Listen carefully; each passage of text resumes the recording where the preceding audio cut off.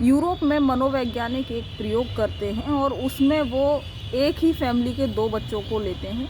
और दोनों बच्चों को अलग अलग कमरे में रख दिया जाता है। एक कमरा बहुत ही बढ़िया सुंदर सा कमरा होता है, उसमें बच्चों के खेलने के लिए जितने बढ़िया से बढ़िया सामान हो सकते हैं वो रखे जाते हैं और बहुत ही सुंदर यानी बहुत ही व्यवस्थित कमरा होता है, उसमें एक बच्चे को रखा जाता है। दूसरा जो कमरा होता है वो स्टोर रूम टाइप का कमरा होता है,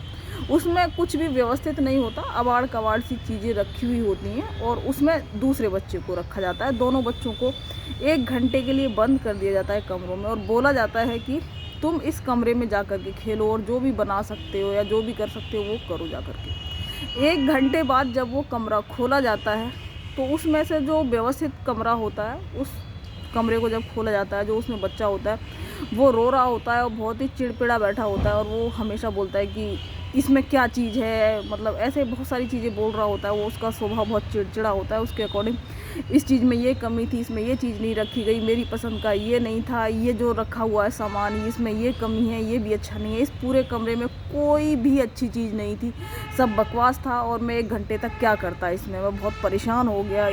और वो बहुत ज़्यादा कंप्लेन करता है, बहुत चिड़चिड़ा रहता है। वहीं जब दूसरा कमरा खोला जाता है जो स्टोर रूम था, उसका जो बच्चा होता है उसने उस स्टोर रूम में से कुछ चीज़ें निकाल करके कुछ खिलौने बना लिए होते हैं और वो बहुत सारा जगह वहाँ साफ़ करके बैठ जाता है और उसी जगह में कुछ खिलौने बनाता है, साथ ही साथ नए खिलौने बनाने की बहुत तैयारी कर रहा होता है। वो जो भी बना सकता है उसमें से बनाता है और वो बहुत खुश होता है। उससे पूछा जाता है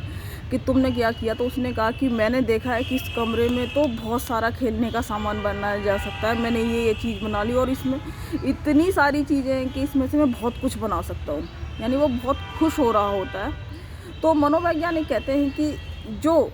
ये दोनों बच्चे थे इनमें पहले ही एक बेसिक डिफरेंस था कि दोनों एक ही तरीके के परिवेश में रहते थे,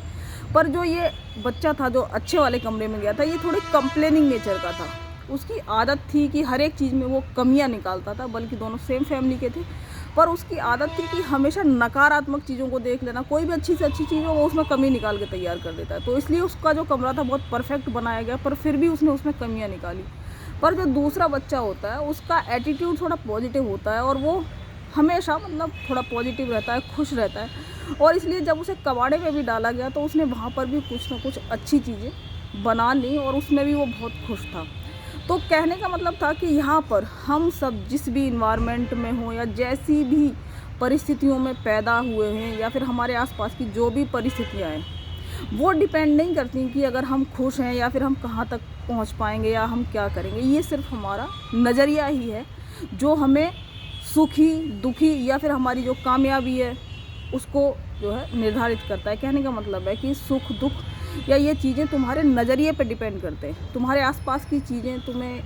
मतलब बहुत ज़्यादा दिक्कत नहीं पहुंचा सकती। कहने का मतलब है वो सिर्फ तुम्हारा अगर नज़रिया बहुत अच्छा है, सकारात्मक है, तो तुम उनमें भी बहुत सारी पॉजिटिव चीज़ें हासिल कर सकते हो। बहुत सारी